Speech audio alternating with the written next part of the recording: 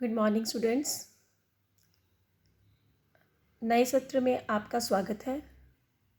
अब हम अपनी कक्षा का सेकेंड टर्म शुरू करने जा रहे हैं।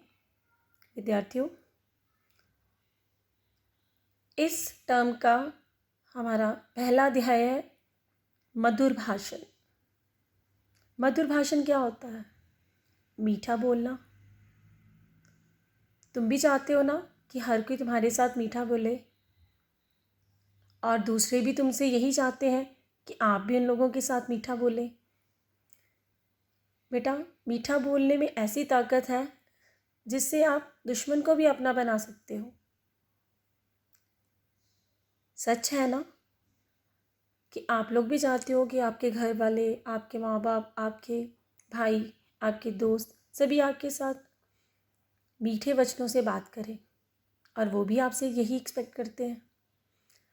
तो बच्चों, आज हमारा पढ़ाने का विषय भी यही है, मधुर भाषण। बच्चों, भाषा वो साधन है जिसके द्वारा हम अपने मन के भावों को दूसरों तक व्यक्त कर सकते हैं। भाषा के कारण ही मनुष्य समाज में इतनी उन्नति कर सका है। पुराने ज़माने में क्या होता था? जब इंसान बोलता नहीं था, वो इशारों से एक दूसरे को अपनी बात समझाता था। उस समय उनकी बातों को समझना कठिन होता था, परंतु भाषा के द्वारा हम एक दूसरे को अपनी विचार, अपने भाव व्यक्त कर सकते हैं। और समाज में मनुष्य की उन्नति का कारण क्या है? भाषा। देखो, इंसान कहाँ तरक्की कर गया? सिर्फ एक भाषा के कारण। और जानवर अभी भी वहीं के वहीं हैं, क्योंकि वो अपने भाव नहीं व्यक्त कर सकते, वो बोल नहीं सकते। इसलिए भाषा द्वारा हमारी सामाजिकता कायम होती है। परंतु भाषा यहाँ एक इंसान के लिए सदुपयोग का कारण है, वहीं दुरुपयोग का भी है। क्यों? अगर आप बच्चे किसी के साथ कड़वा बोलोगे तो वो क्या करेगा? वो आप लोगों के साथ द्वेष रखेगा, क्योंकि आपने उसके साथ कड़वा बोला है। हर कोई मिठास आता है।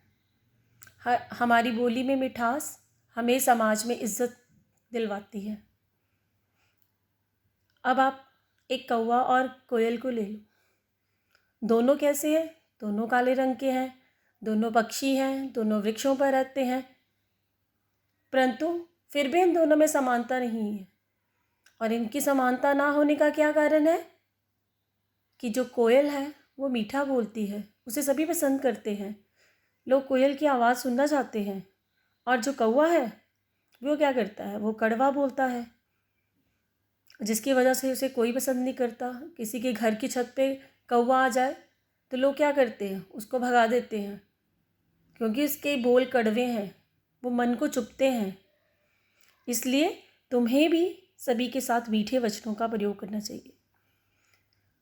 अब देखो, तुलसीदास जी ने ही मीठे वचनों के बारे में क्या बोला है? कौवे कोयल के बारे में उन्होंने बोला है, कोयल काको देत है, कागो कासो लेत, तुलसी मीठे वचन ते, जग अपने कर लेत। अर्थात मीठे वचनों के द्वारा ही हम दूसरे को अपनी तरफ कर सकते हैं, और जो कड़वे वचन हैं वो क्या करते हैं? वो मन को परेशान करते हैं। ठीक है, इसलिए हमें हमेशा अच्छे वचनों का, मीठे वचनों का प्रयोग करना चाहिए। अब साधारण बोलचाल की भाषा में मीठे वचन मन को प्रभावित करते हैं। सबसे पहले हमारे अंदर वार्तालाप की शिष्टता होनी चाहिए, वही मनुष्य को आदर का पात्र बनाती है। मनुष्य का समाज में क्या प्रभाव पड़ता है? उसकी पोशाक, उसकी चाल ढाल उस पर निर्भर करता है। परंतु अगर ये प्रभाव केवल ऊपरी होता है, पोशाक का मान जब तक भाषण से पुष्ट नहीं होता, उसके लिए उसका कोई फायदा नहीं। हमारी करनी और कथनी में समानता होनी चाहिए। हम जो बोलते हैं, हम जो करते हैं, हमारे बोल वैसे ही होने चाहिए। जो कड़वे वचन बोलने वाले लोग हैं उनसे सभी डरते हैं। एक अच्छा डॉक्टर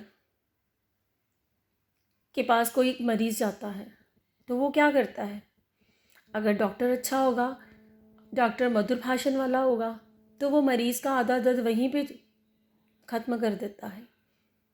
मरीज़ ऐसे डॉक्टर के पास जाकर खुशी महसूस करता है, क्योंकि उसके वचनों के कारण ही जो मरीज़ है उसका आधा रोग भाग जाता है।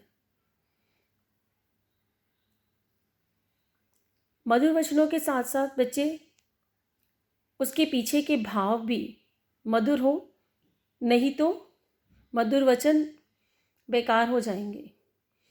हृदय की मलिनता मधुर वचनों का योग नहीं हो सकता। मधुर वचन तभी अच्छे हैं अगर तुम्हारे कर्म अच्छे हैं, तभी मनुष्य सम्मान पाता है। जो कर्म होते हैं वो मनुष्य के चरित्र के असली परिचायक होते हैं, परंतु बिना मधुर वचनों के हमारे अच्छे व्यवहार का लाभ नहीं उठा सकता।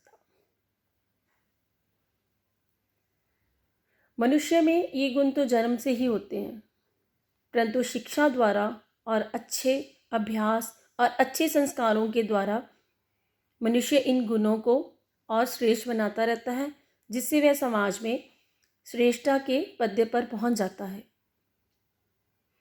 और जो कड़वे वचन है वो मनुष्य के किए गहराई पर पानी फेर देते हैं।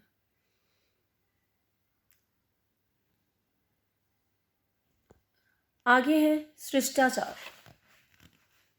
विनय पूर्व व्यवहार किसके द्वारा संभव है? शिष्टाचार के। शिष्टाचार क्या होता है? सज्जनोचित व्यवहार। मधुर वचनों के साथ साथ इसका भी बहुत मूल्य है। अगर तुम्हारा व्यवहार शिष्ट होगा, इससे तुम्हारी कुल की मर्यादा और तुम्हारी शिक्षा दीक्षा का पता चलता है कि तुम कौन से वंश में पैदा हुए, तुम्हारे संस्कार कैसे हैं, तुमने अच्छी शिक्षा ग्रहण की हुई है, ताकि तुम्हारे अंदर इन सभी अच्छे गुणों का समावेश हुआ है। शिष्टाचार वाणी में भी होता है और व्यवहार में भी। जैसे अगर आप किसी से कोई चीज़ लेते हैं तो अगर आप उसको धन्यवाद बोल दें तो चीज़ देने वाला भी बहुत खुश हो जाता और साथ में उसको आपके अच्छे व्यवहार का पता चलता है। चीज़ तो वो आपको दे ही देगा, परंतु जब आप उसके लिए धन्यवाद शब्द प्रयोग करेंगे तो उसे आपके अच्छे व्यवहार का पता लगेगा और आगे से जब भी आपको उससे कोई काम होगा वो आपका काम बहुत जल्दी करेगा, क्योंकि वो सोचेगा कि इसके अंदर अच्छे संस्कार हैं, अच्छा व्यवहार है। हमें अपने वचनों में दरिद्रता नहीं लानी चाहिए, अर्थात हमें अपने वचनों में कमी नहीं लानी चाहिए। जहाँ पर अच्छे वचनों की प्रयोग करने की ज़रूरत होती है वहाँ पर ज़रूर प्रयोग करना चाहिए। अगर तुम्हें कहीं स्थिति के अनुकूल तुम्हें किसी चीज़ के लिए इनकार भी करना पड़े तो भी तुम्हें अपने वचनों में दरिद्रता नहीं लानी चाहिए। इनकार करने का भी एक ढंग होता है। इनकार करने वक्त तुम्हारे मुंह में अभिमान की गंध नहीं आनी चाहिए, वो भी बड़ी शिष्टता से साथ कि मुझे खेद है, मैं आपका ये काम नहीं कर सकता। अगर आप ऐसा बोलोगे तो वो दूसरा आपका कायल हो जाएगा। उसे ये नहीं लगेगा कि आप उसको मुंह पे ना कर रहे हो, वो आपके वचनों के सुनकर उसको ये महसूस होगा कि हाँ, आपकी कोई मजबूरी है जिसकी वजह से आप उसको मना कर रहे हो। इसलिए हमें मधुर वचनों का प्रयोग करना चाहिए, अपने व्यवहार में शिष्टता लानी चाहिए। इससे तुम्हारे संबंध दूसरों के साथ अच्छे बनते हैं और तुम हमेशा समाज में इज्जत का पात्र बनते हो। धन्यवाद।